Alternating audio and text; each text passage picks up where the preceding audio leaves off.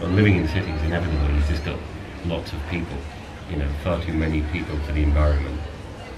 I think when it's in nature, there's arrangement of top predator to prey when there's like 1,000 deer to one lion. And then in the city, you've got 1,000 people to one Tesco Metros. So it just ends up with this artificial distortion of how humanity can be. They have to be crowded in so far that they have to sort of ignore each other to be able to survive. It's no wonder that people get pissed off when they're driving in the city. They get annoyed enough when they're just walking. They sort of completely fail to factor in other people's realities onto their own. But you've kind of got to live oblivious to other people if you're going to survive in that sort of environment. You've got to just forget the other people, otherwise you'll sort of go insane thinking about them too much. You've got to sort of be able to live oblivious to everyone else around you and just get on with what you need to do, otherwise you'd notice that there's hundreds of you crammed into tiny, tiny spaces in the city.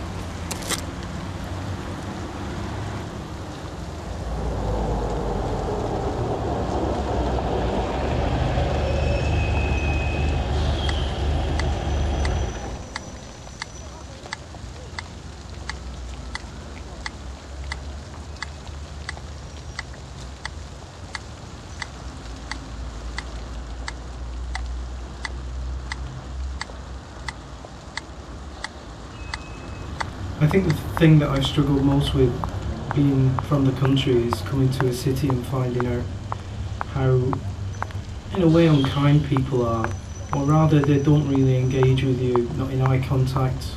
You can be walking on the street and there can be thousands of people there, and you just feel quite alone when you've come from the outside.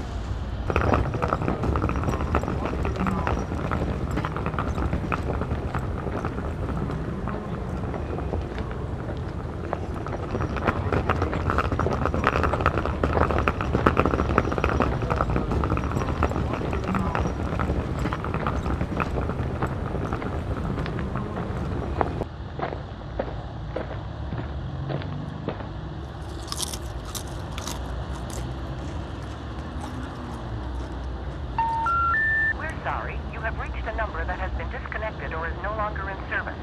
If you feel you have reached this recording in error, please check the number and try your call. Pressure in life today is just so much of it about, and a lot of it comes from the way we're constantly connected. You can't get away from communications. There's people trying to get hold of you all the time. See mobile phones, Facebook, all that sort of thing, and people constantly trying to get hold of you, asking you things, how you're doing, telling you trivial things about what they're doing, and you don't care because you're trying to do your own bit.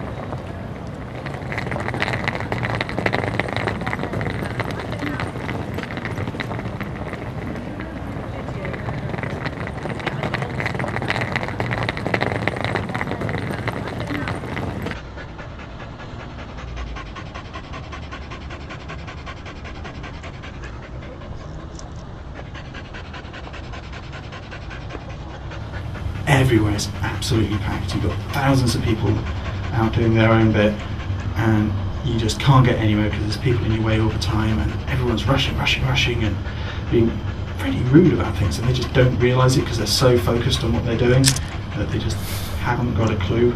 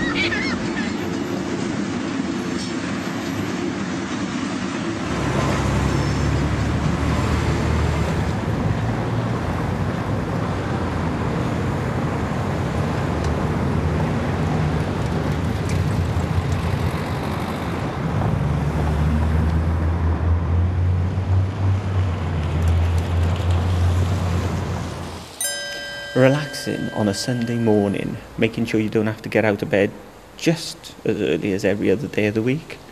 But nice then to get up before her indoors, get the bucket and mop out, wash the cars, chamois them down, make sure they've got a nice coat of polish on them. Takes about an hour and a half to do it properly, hoover it out on the inside as well, so they're all nice and gleaming. Then go in, have a nice cup of coffee, and then when you're going out at lunchtime, to find that a seagull's flown overhead and crapped all over the bonnet. Lovely, but relaxing, and a sense of satisfaction when it's all nice and gleaming.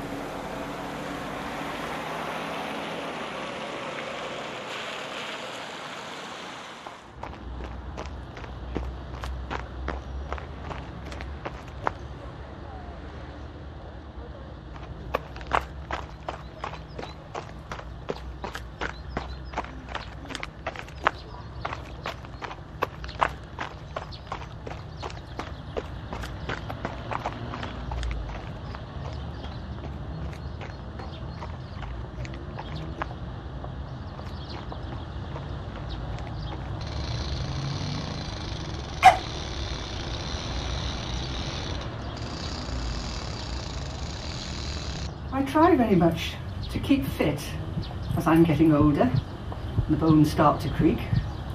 So I do try to walk around the local lake, which is 1.5 miles around. If you do around the edge of the lake and around the flower gardens there as well. I'm very lucky to have this facility so close to home. But I also like to use all the muscles in my body, if you like, and so one day a week I will go swimming. And I don't go fast, but I do it for strength. So I swim up and down continuously for half an hour. There were times when I could do other sports very well, but it involved running.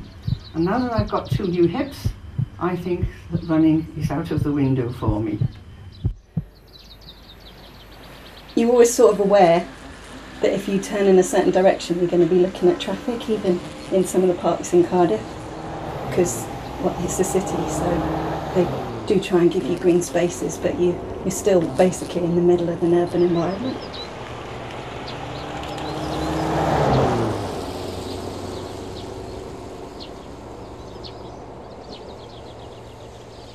The way that I deal with a lot of the stresses that I have in my job and my work is that I really enjoy my gardening, and that takes me back to the countryside, where I feel most comfortable when you start to notice bird song and, you know, sounds around you that you miss when you're walking down the street in the town.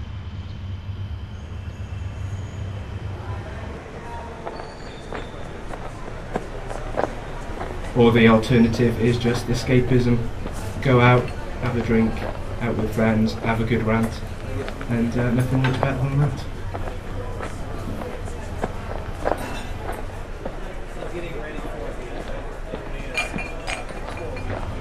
I used to do oil painting, and that was very relaxing, just myself and the canvas and all the paints.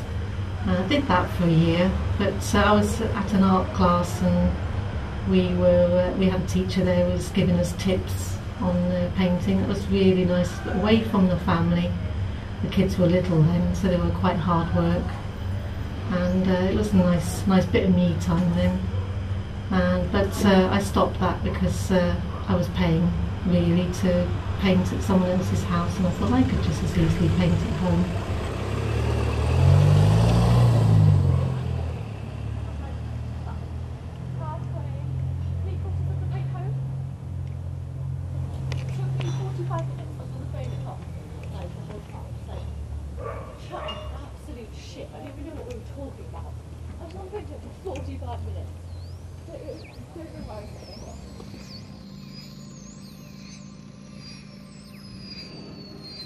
I find World of Warcraft quite fun because I've got Skype on at the same time, so it allows me to talk to my friends as I play with them.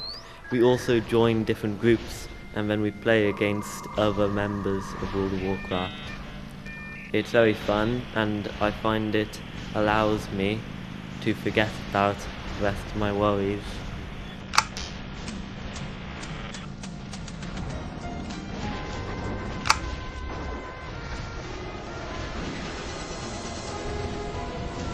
I also like to have a nice relax in front of the telly, watching something, one of my favourite TV programmes.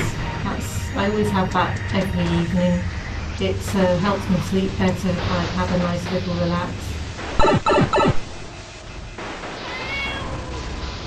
96.3 FM.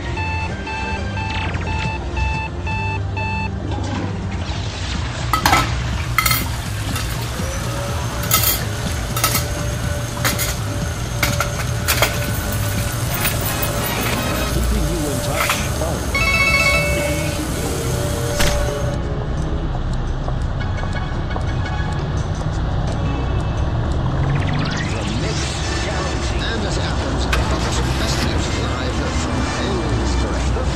Key frustration at the moment, roadworks. Really annoying. Commuting back and forth between Cardiff and Merthyr. Driving along, roadwork sign, 800 yards to go.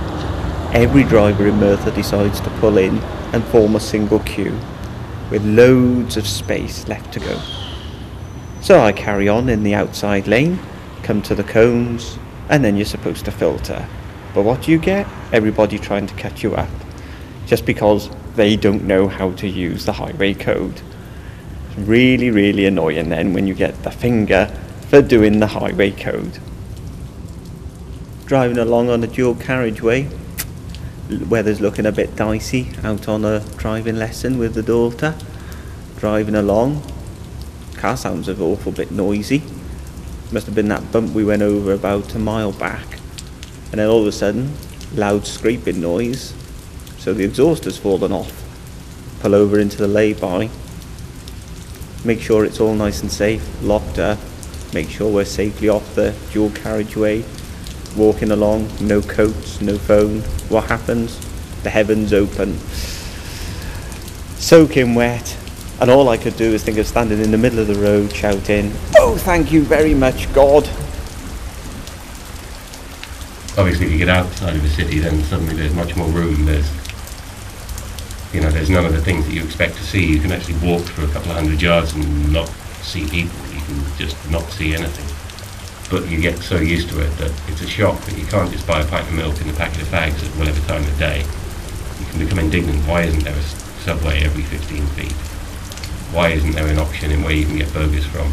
We end up with these sort of artificial expectations of what we want. It's almost a shock when you're in an environment that doesn't have so much of it crammed in around you.